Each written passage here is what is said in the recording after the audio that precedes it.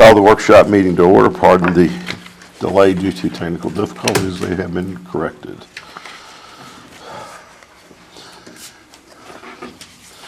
All right. Our first item of discussion is to approve the town manager employment contract that has been presented to you. Does anybody have any comments?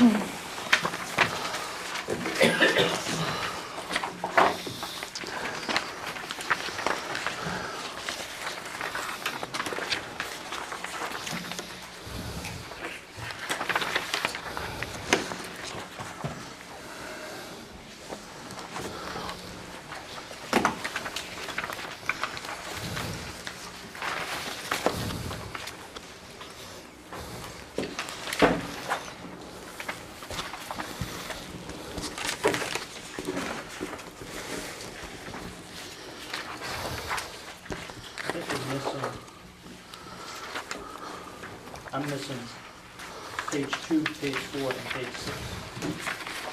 I am too. But I think we've all seen it, so I'll make the motion to approve it. Page 2's on the other.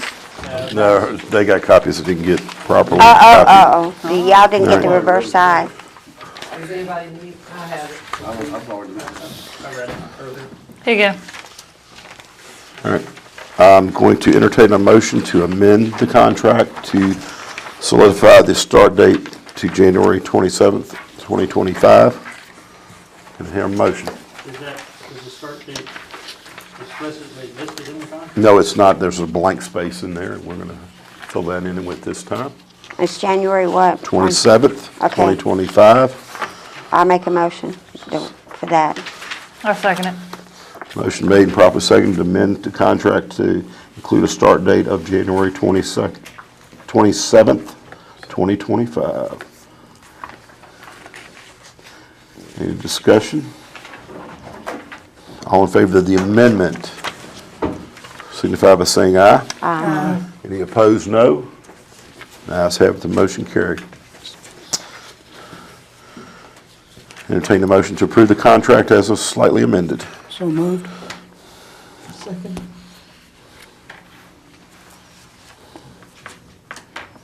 Any discussion? All in favor, signify by saying aye. Aye. Any opposed, no. The ayes have it, the motion carries. We'll get this signed tonight before you leave, sir.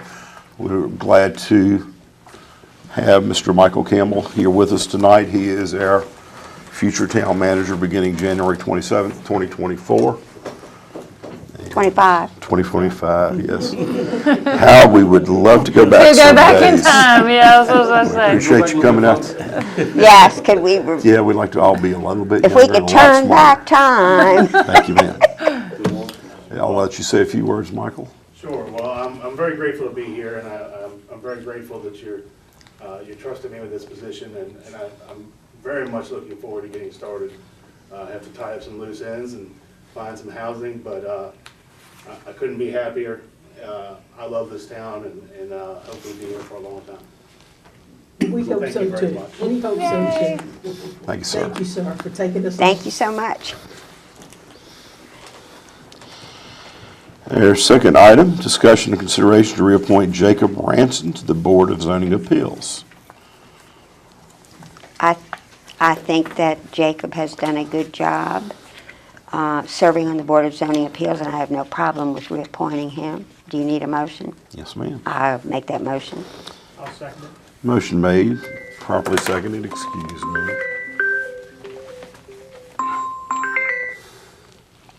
You didn't turn his phones off. You better. I'll throw them in the trash in a minute. Pardon me for breaking decorum there. I'll cut them off momentarily.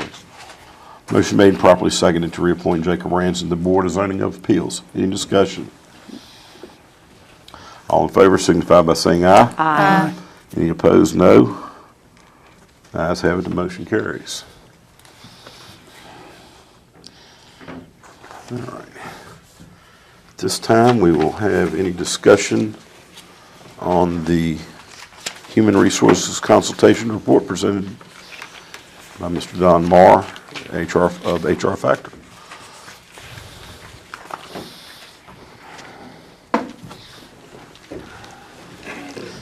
So I know we've all read through this. Mr. Marr, do you have any high points you'd like to present to us? I'd appreciate that. First of all, thank you for the opportunity to do the work, to meet with your town staff. They were very open and honest and available. I think I met in the report includes who all I spoke with. I think the feedback, as I shared in the initial part of the report, is I only included the items from a staff perspective where at least 2/3 of the staff were in agreement with what they were saying. So there may have been a few smaller opinions out there, but if the majority were there, then it made it into the report. I think the key thing, so I guess first of all, why should you even listen to me as a person doing HR assessment? I'll say it. I was a chief of staff or city manager for Fayetteville, Arkansas. It's the second largest city in the state of Arkansas, and I did that for 14 years. I was also an elected city council member for 8 years. So I sat in your seat and had to make decisions about city staff. Our city has about 850 employees. So we saw all kinds of city HR related issues. I'm also own a human resource consulting and staffing firm. My largest client is Walmart and all Walmart-related vendors, Procter & Gamble, Johnson & Johnson, go through the list. And part of my role with them is in charge of regulatory compliance, so to make sure that anyone working on a Walmart property is meeting the requirements of federal, state, and local requirements. Who is not a Walmart W-2 employee. Walmart handles it for themselves. I also work with the company on their management selection and review and performance management process. So with the experience in both private and in public, I am able to bring a lot of the information to you on how organizations look at this. And so the first thing I'll say to you is I think that the staff's thoughts when I first met with them is probably the majority felt like you needed a full-time human resource headcount. I spent a lot of time talking with them about why they felt that, because as my report highlights, you don't usually see that until you have a much higher employee headcount in terms of a full-time count. You do, however, have a lot of basic things that would normally be in place that are not in place. So it's easy for people to say, well, we need somebody because we don't have a performance management process. People don't understand when they're reviewed. I heard from many people they've been here a certain amount of time and haven't had a performance review. That is not a common practice, even in small municipalities and townships. So the items that I highlighted in the report around position management, classification and compensation, performance management, policies, onboarding and orientation. These are all things that once they're in place could actually be handled more than likely by a workforce that has less than 35 people by a part-time headcount and or existing roles within the township that have been doing some of the task. I think the challenge or the biggest takeaway I would say to you is that even if you're asking people in other roles, whether that's the town clerk, whether that's an operations manager, whether that's your accounting team, whether it's your supervisors, people want to feel confident that they have the professionally trained capabilities to do what they're being asked to do. And so the analogy I like to tell people is you would never get on an airplane and go, move over, I'm going to fly us to X, right? Unless you were maybe a pilot. But a lot of people think that they know HR because it's people. But it's a trained, certified profession that brings competencies and expertise to the table. And so it's not that people doing the role in the past weren't doing it well for what they know. They may not know what they don't know.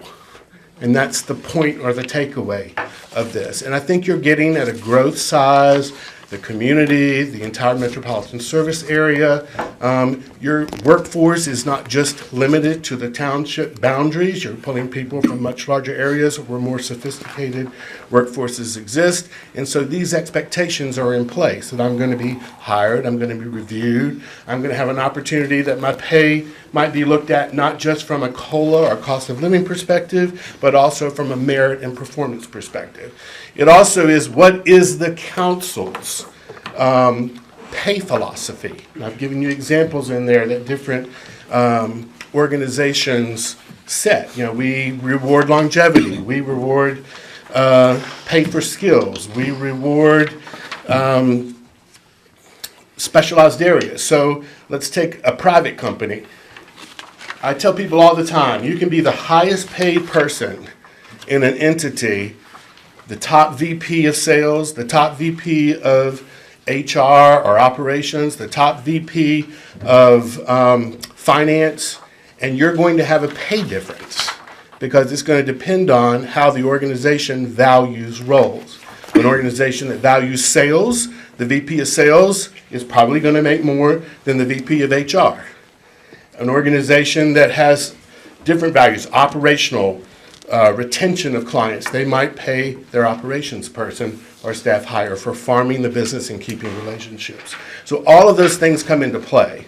I think the critical thing I would say to you and why you need some of these tasks outlined in here done is because you just need to be clear and transparent in communicating what your vision is as a council for the town, for your staff, how these policies will operate, how employees are valued. And then I gave you the criteria that most organizations look at when they're adding HR, because frankly, I felt this way when I was called to come in, when I said, how many people do you have? And it was 30, 31, 28, you had you had 7 openings, and I was going, why do you need an HR person? I'd never been in an organization that needed one when it started at that low of a number. But then when you start talking to people and you go through that criteria, what's the complexity? Government always has more complexity because it's like the role model of employers, how you treat people. So I think the report says what I identified, the areas that should be looked at. I do think it's appropriate to look at a part-time role. And I think that you could actually contract some of these things to be developed that will allow you to probably go longer before you needed the long-term, full-time headcount. And the reason that's important, now I'm going to put my old city management hat on. Every time you make a decision, financially in government, you're making a choice between priorities of what you have to fund. And there are things that were identified in this discussion: training needs, compensation, merit potential increases. All of these things are competing financial objectives, right? And so if you take a full-time headcount that may not be needed, you could be taking dollar resources from implementing one of those other things that could also be a higher priority and important to put in place. So that's why I say to you, bring it as you need it. There will be a point in time that you need it to be full-time. I just don't believe it's today based on what we've learned.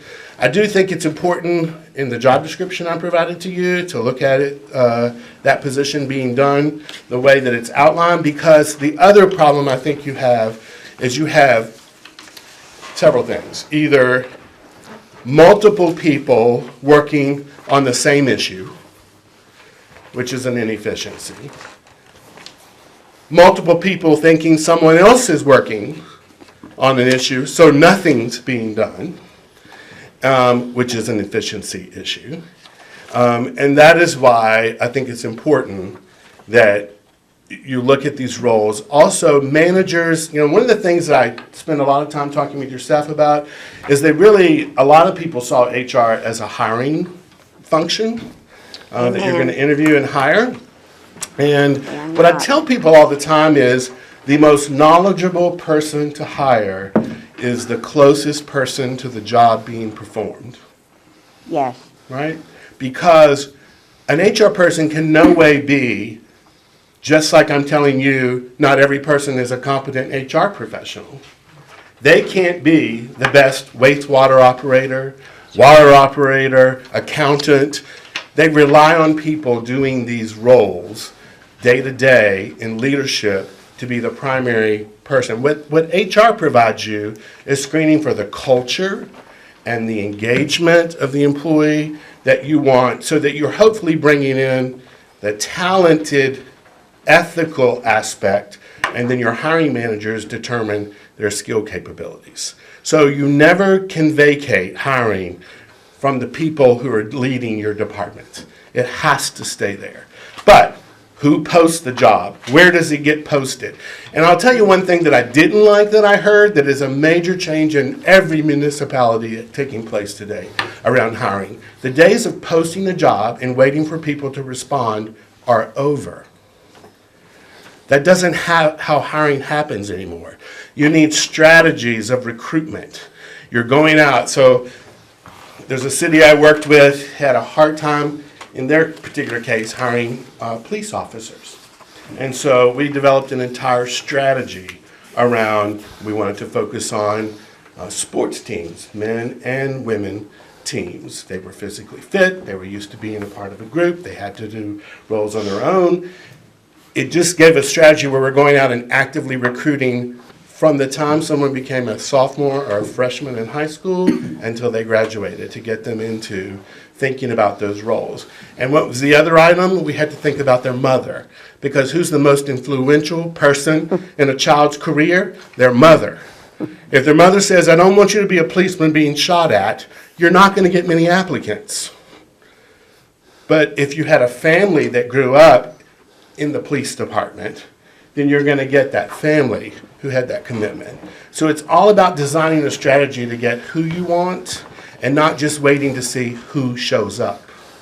And so from a recruitment perspective, that's the other change that I think that you might need. I want to applaud the staff, though, because when I was here, you had over 7 openings, which is a high percentage of your overall staff. So kudos to all of you who hired and filled those, because I also thought that your process takes too long to hire. In today's competitive environment, you lose great candidates the longer that process goes. So you have to be speed to the market. And so they showed that they can do that.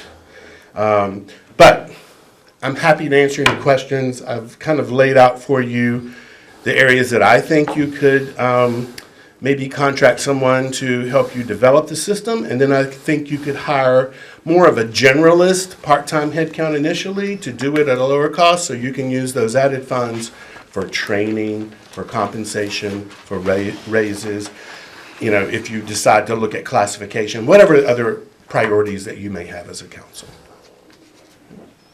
Any questions for me? We thank you for coming, because we needed to hear that. We did, thank you. I appreciate it a whole lot. We have been with the council, we've individually talked to the staff many times. In fact, they've called me, someone would call me over and say, do you have a minute? Can you please listen to what I have to say? And we have done that. And I had been in management, and I kept saying what you just said. HR is not the hiring agent.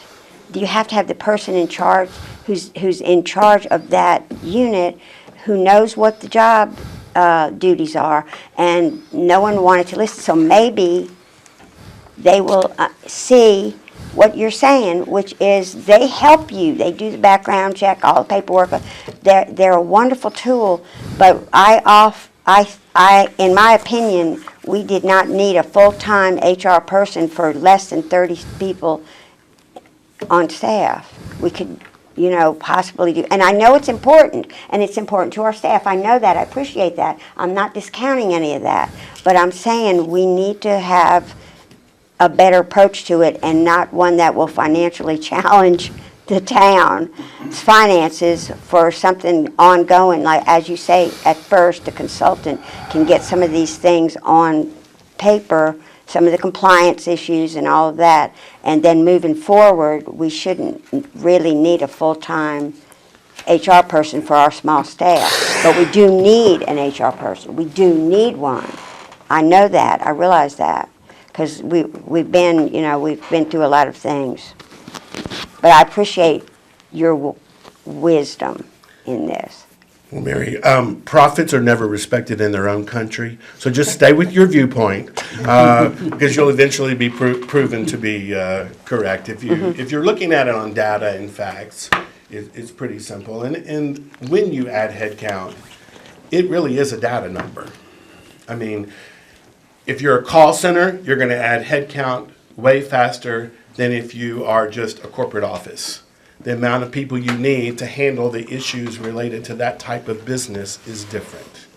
And that's what you have to keep in mind. So that criteria that I gave you, and your new town manager, I'm sure with his expertise, will be looking at, what you need. I think filling that job is also going to help you, because I think there's also going to be a consistent place for someone to go to who has these issues to be answered. And so For our I staff, applaud yeah. you on that hire as well.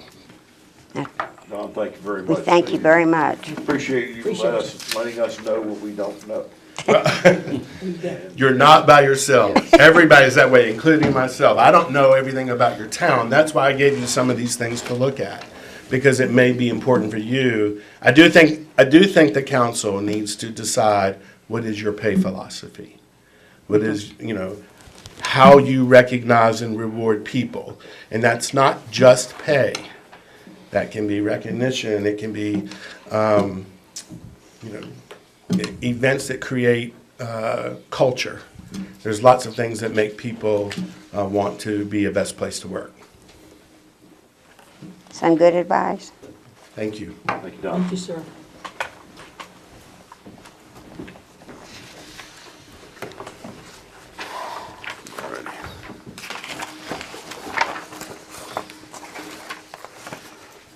All right. Council Standing Committee Reports, Finance and Planning. Good. Oh, Don't have sorry. anything tonight. I think we're gonna, Marley. Claudia. Thank you, Claudia. I do think we're gonna work on this last piece of, we're working on the last piece of the funding, ARPA funding. And we'll get that nailed down here pretty quickly. Physical development. We haven't met anything, I don't have anything other than, Rob's gonna bring up some stuff about the depot. Yeah. And moving right along, staff reports. Mr. Fowler. Just a couple of things. Tori, the Church Street project water line is about to wrap up. And we placed no parking signs that were approved by VDOT temporarily along Church Street. Apparently from conversation with council in the past, there's a view that maybe they should stay. If that's the case, and that's council's wish, we need to start a conversation with VDOT to see if we can leave those no parking spots permanently. And so if that's something council would like to do, we can set up a meeting with VDOT to get that rolling. On Church Street. Yes, ma'am. Basically, right now, it's from I said that before. Atwood to Highland Avenue, from 5 a.m. to 5 p.m.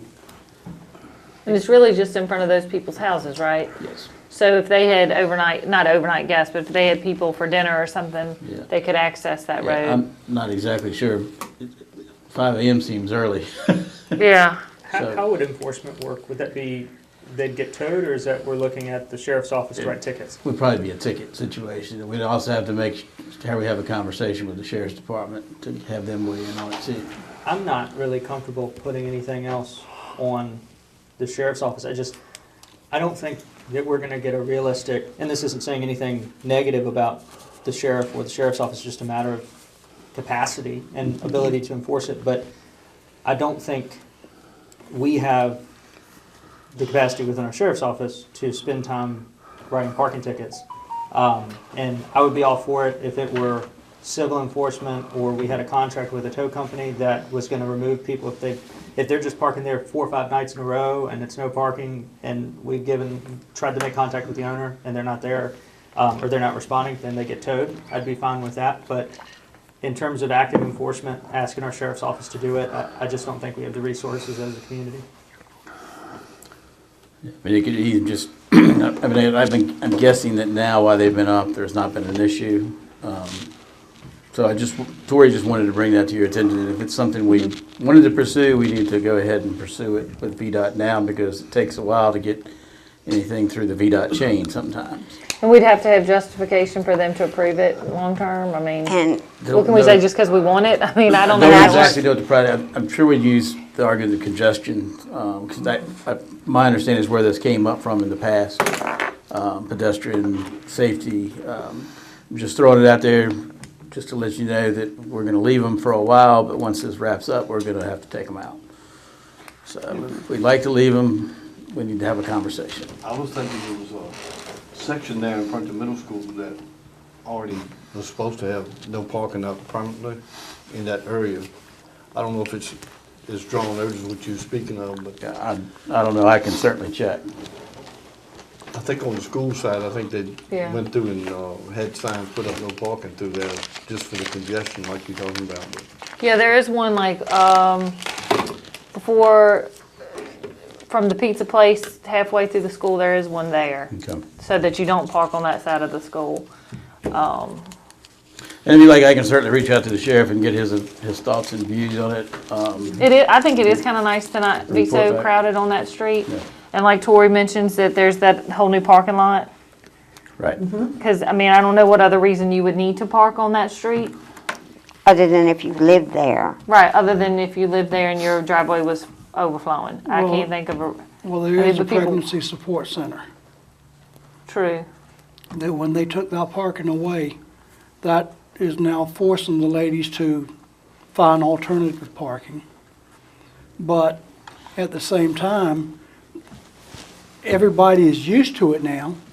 So I would think if we didn't really have to change it, and if VDOT would allow it, I'd say just let it stay there. Because it has tremendously improved traffic flow. That's just one side of the street or both? I believe so, yes, sir. I didn't hear you. I believe so, yes. Both or one? So I think it's just on one side. Oh, Yeah, because they already did the other side. And you can't park in front of the other building beside the pizza place. That was incorporated when they did the one at Nina Bell's, so that kind of cleared all that up too, so. I think the question is, I think we can all agree that it would probably be a good idea to reduce congestion in that area. The question for me is just enforcement. Do we want to be a town that takes true active enforcement, which we haven't really done on anything in the past, in a proactive way, to where we're writing tickets? I personally don't think we should write tickets. I think we should just, deal with egregious cases. So if somebody has parked there for multiple days, we had the case with the red car, I think, in that area where they were parked for months, and we didn't really know whether or not to move it. And let's just get clarity on, we make this no parking, and if somebody's there 3 or 4 days in a row, then we use a civil route or commercial contractor to get the car and tow it, as opposed to putting something else on the sheriff. Just wanted to bring it up to your attention. The other item is, we did the Lee Grant Burke Street bid opening the other day, and we had one contractor, Tim. I think from talking to Tori, we're going to have at least 2 people interested in bidding. And I did walk the area that's going to be impacted and put door hangers out, Thank you. just to let everybody know. And then as we move forward, I'll reach out again if anybody, and probably invite them down here to a meeting just to show them the plans and kind of update them on when we expect things to start. We're going to need to initiate a conversation with the school about bus traffic during the construction period. But we'll know more about that when we have an idea of when it's going to actually start. The one contractor was thinking probably late February as far as paving because of getting available materials, but it'll be a conversation we'll have with the schools and the neighbors. Was the conversation had to reroute bus traffic permanently with the school? I think this time it's just for the construction. Oh. they I had don't know. A little bit of conversation, but it's, Before we put money into it, we need to clarify that because the buses will tear up the curb. Yeah. I mean, if it's wide enough, it's my understanding it's not wide enough that they can pass. They're doing it now.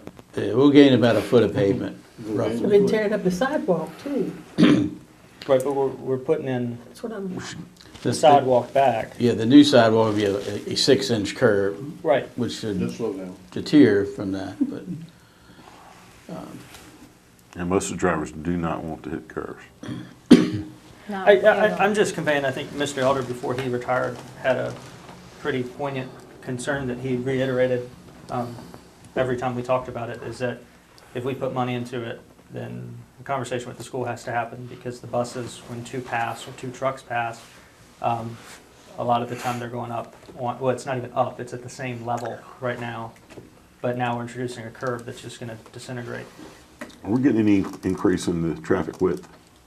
Be about roughly 12 inches of pavement increase. So it should be a better solution. It's not going to be a VDOT approved Yes. solution, but Because the lower, when you dip down at Lee Grant, that sidewalk is substantially higher than the rest of the sidewalk. yes. So I assume the whole thing will be thick, higher like that, so. Yeah, that definitely would pop a tire. So Yeah. are we planning on having a conversation with the school about long-term redirection of traffic? Is that an option? I thought that's where we were with I this. kind of thought we were too. Yeah, I I thought can that certainly conversation had happened. reach out and see what the conversation goes and see if Okay. we need to form a group to come talk about it. But not taking any action and putting everything on hold is not Right. not an option for me. It's a safety issue for our residents, and we have already had 2 people, well, 1 person to get injured, and we were blessed that they weren't severely injured, but they were very injured. And it's been a safety issue, and we've talked about it, and we need to do this, something to make it safer for the public. So if one, because you just said before we spend money, we need to have a That's how it conversation. was presented to me, but obviously, the answer is to just have the conversation with the school. To That let would them know be that fine that with has to happen. me, but to just put this project on hold, No, right, I'm 100% with you. Right, Good. and if you will remember, we had that letter from VDOT that put Yeah. us on notice that if something happens, it's on us. Right. Yes. And we do need to Yeah. remedy this. And there's just a sign there that said uneven sidewalk, I mean, yeah. Hopefully this will be a big improvement, and we did stress to the contractor that did show up, and I talked to Tori, because we've had a couple issues with, on the Church Street project, where the contractors just set up on private property without getting any permission. So we will have that conversation about the importance of communication with the residents, not using staging area on private property without written permission. And we did stress the importance of the fencing along the street, that, he was going to have to be careful. It would not hurt those individuals' fencing. Some of it's wrought iron, Right. old. So we will have that conversation, and we will share that with the neighbors as we move forward. Just like to take a second to acknowledge staff, Public Works, for all the work they did decorating downtown. It looks really Absolutely. It does look good, like Everything a looks- Hallmark movie. nice. There you go. That's it. That's all I have. Thank you, Rob. Ms. Raid, Sorry, one question. Go ahead. Before, so I'm looking at we're on this report, right? The report from Tori's. Tori. You had the security cameras on there. Do you know what the epitome and the access camera quotes were, what they came back to? Don't think she has it back yet 100%. Did she have it in that report? Did she send us? Yeah. She has been working with another gentleman from the schools, actually, who's offered if we buy the equipment, he could possibly do the installation at no cost. So when she gets back from vacation, she's going to have that conversation. Okay. But I don't believe I don't think they've provided the cost yet. Is that Philip? I don't know his name, honestly. No idea. Yeah. He apparently offered to help us on a couple other items in the park, and she shared that she was having this company come in, so that might be an option to pursue.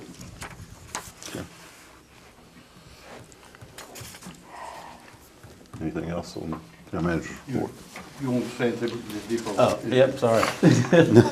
I know several of you have gone down to the depot and looked at that section.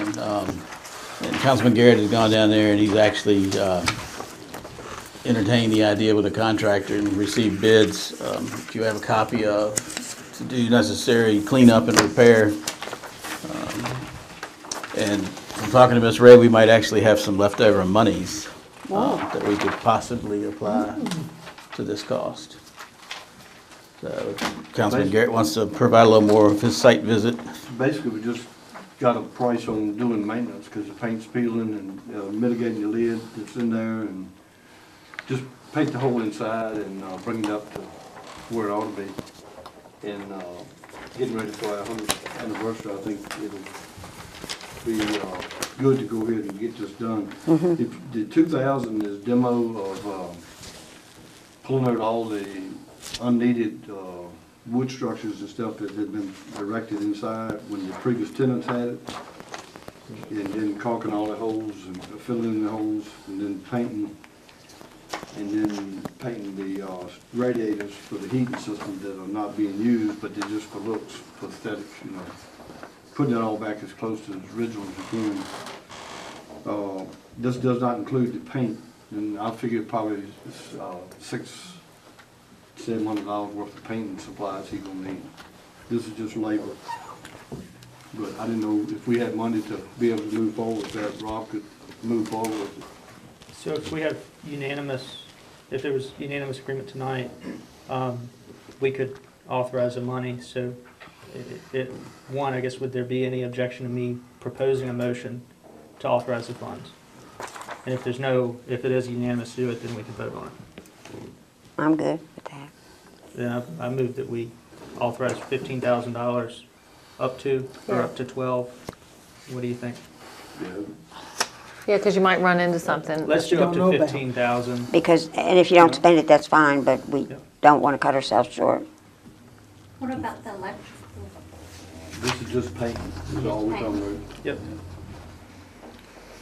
I don't know that you've got a lot of time. I was telling Timmy to do everything that needs to be done between now and the time.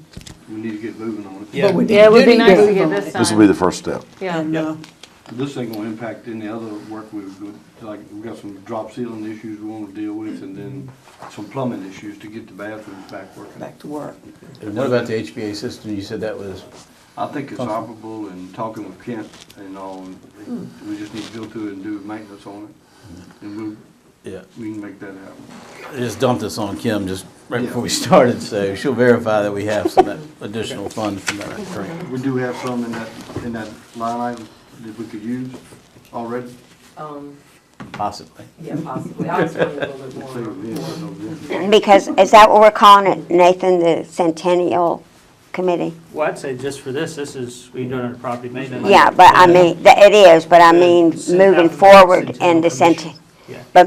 I understand that, but moving forward with the Centennial, and it's December at the end of the week, and we may have 6 months, which will go by quickly. Yes.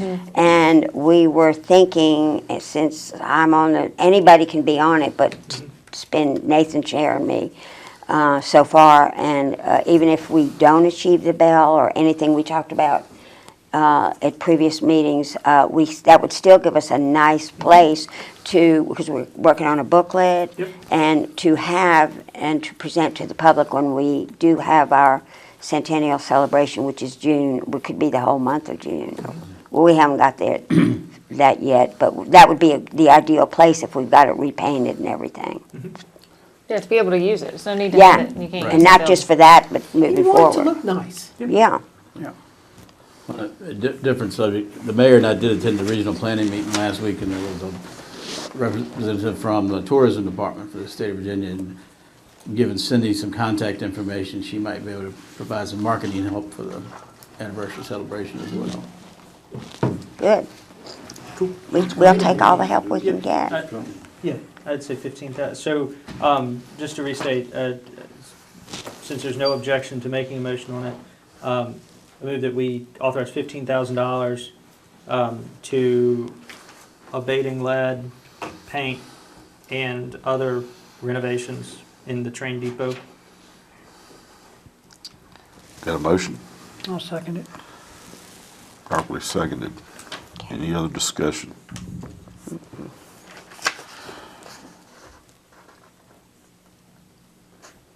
On the motion to clean up and paint the currently unused area of the Appomattox Depot for $15,000. All in favor, signify by saying aye. Aye. Roll call, ma'am. Yes, ma'am. My roll call vote, Ms. Allen, Yes. Mr. Garrett, Yes. Ms. Puckett, Yes. Mr. Boyce, Yes. Mr. Simpson, Yes. Ms. Spiegel. Yes. I vote 6-0, motion carries. All righty.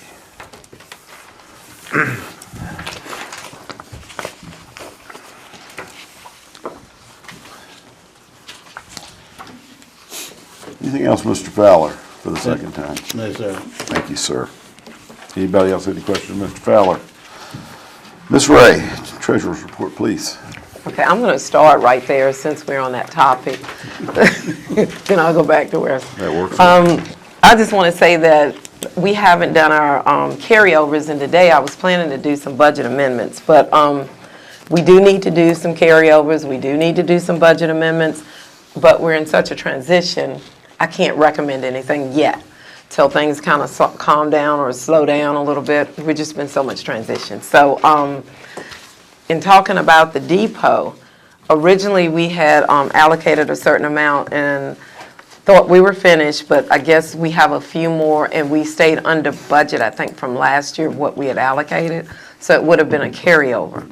So we need to bring that into this year's budget, and I know the landscaping has been added, so I think it's enough, I just can't remember the number right off, that we may be still within our original amount we thought.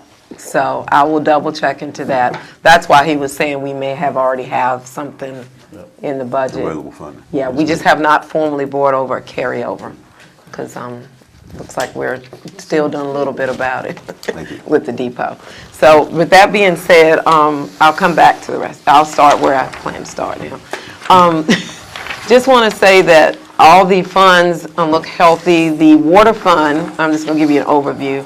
You can ask me if you have any questions. The water fund is negative a little bit now. At first, I think I told y'all we had some water purchases that hadn't reached our desk yet, but we've caught up now. We're back on. So the water fund is negative about $6,900. It's only the first 4 months of the year. I wouldn't be too concerned about that right now. That's going to fluctuate. We know the water is always tight, so compared to our previous years, that's not bad at all. But I wouldn't count it as still being negative come year end, though. But just for right now, I think over the years, the rate increases that we have planned, we have 2 more already planned until 27, I think. So I think we're going to be okay. So that's the only fund right now, as of October 31st, was negative maybe $6,000. So like I said, that's not a lot to worry about. Sometimes with the water, what we'll see is an influx if we see construction. So there would be hookups and things like that that may come in. So it's kind of an unknown, but I wouldn't be too concerned about it. Overall, what I wanted to bring you to is the last sheet of the report, other financial matters. I know we've talked about the offer deadline a lot, and not knowing right now, I can't do a recommendation because I don't know any numbers based on our bid opening coming up, December the 11th. Correct. Okay, that's when we'll know an actual cost, and I'll get a total cost for your Lee Grant Burke Street project. So that's why the offer is kind of stuck right now. Based on if that amount is high enough to use up the remaining funding, we're okay. If it's not, I've been keeping a list of things I've heard y'all talk about, because we don't have a lot of time to figure this out. We're So, getting down to that. Yeah. So with the Deadline. residual, I'm gonna see what comes in. I already have the engineering costs. See if we have any left over, and I'll have a few things to suggest, so we won't be totally at a loss at a tough period, because I do have to report that by December. Well, we have to be obligated by December 31st. So I'll give you a little menu to choose from where we might, with some ideas maybe. So we may not need it, but just in case, we don't want to be caught. And we appreciate you doing that for So, us. sure. Yeah, I've talked to staff. I've just come up with a total list, so we won't be caught if we, with no ideas of what to do. Wanted to bring that up, and then the budget amendment, what I just talked about, we're due to do, by now we would have done them, but we've got to figure out carryovers. We've had quite a bit of outside contractors, legal fees. I just can't, we are over on some lines, I will tell you that. We're over on the lines, and the reason we need to address that is come year end, we don't want to look like we had a budget that we disregarded our intentions. So I'm just kind of waiting for us to kind of settle down. I mean, after our presentation tonight, even with HR, I need to know kind of where we're going before I can suggest what we should do in budget. So with positions, contracts, what are we going to be doing? I need to know a little bit more before, or we'll be doing budget amendments quite a bit. And that budget amendments require a public hearing.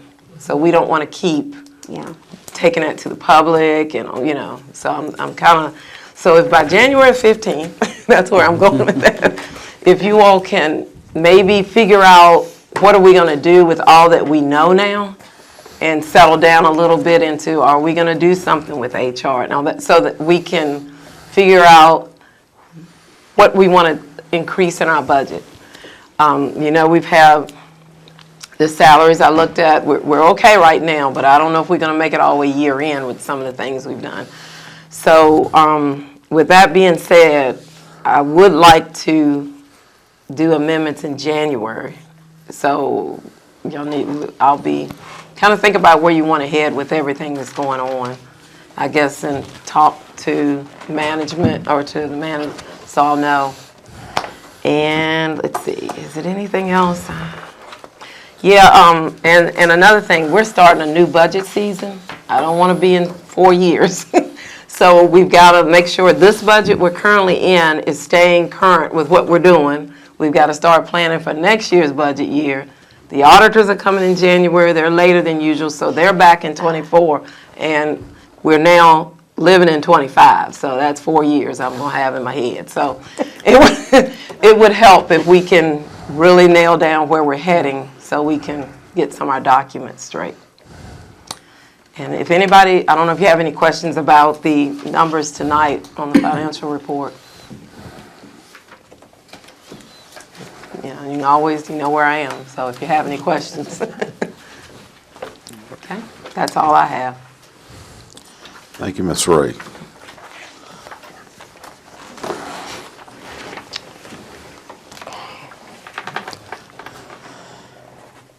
Council comments, Mr. Simpson. Nope. Ms. Spiegel. I would say this, I think that the landscaping that was done around the depot is amazing, in my opinion. It looks really nice. And I appreciate the work that our contractor did, RSG. And my next thing, and I want to thank the staff, all of our staff, for the excellent job they've done this year. And the next thing is on Sunday, it's this Sunday, and we have these out in the lobby, but we have them all over town, and I am a member of the Cortland Festival Park. And on Sunday, we will have the 5th annual tree lighting. And I think also Liberty Baptist Church is doing theirs, but I'm recommended this, and I hope we'll have a lots on the program. We got hot cocoa and cookies and entertainment on stage, and a lot of things. And then we have the countdown, and the lights get turned on all over the festival park. And it's really a beautiful sight. And I just highly recommend that you all try to wear a coat if you're going to be cold. I'll probably have 2 coats on. And it's just a wonderful event for our entire, even though it's not the town's project, it's smack dab in the middle of our town, and it is a awesome, beautiful site and a beautiful event, and I invite everybody to come if you can. You'll have a good time. And that's all I have. Thank you, Ms. Spiegel. Mr. Boyce, I have nothing. Ms. Allen, I have nothing. Ms. Puckett, I don't have anything, sir. Mr. Garrett. I don't have any.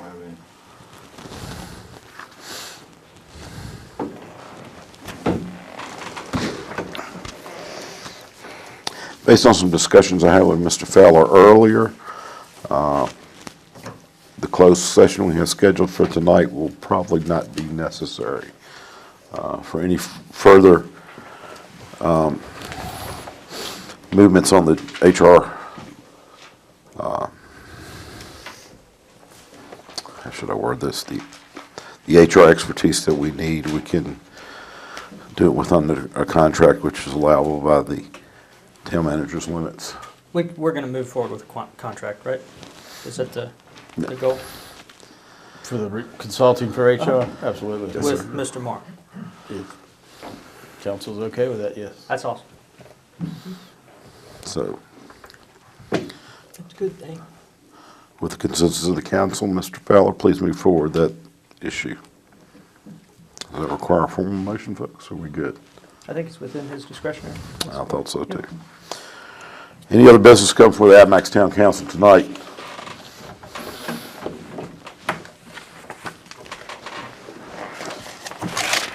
Motion adjourned. Second. Motion made, properly seconded for adjournment of the meeting. Any discussion? All in favor signify by saying aye. Aye. Any opposed, no. Motion adjourned. Thank you, folks.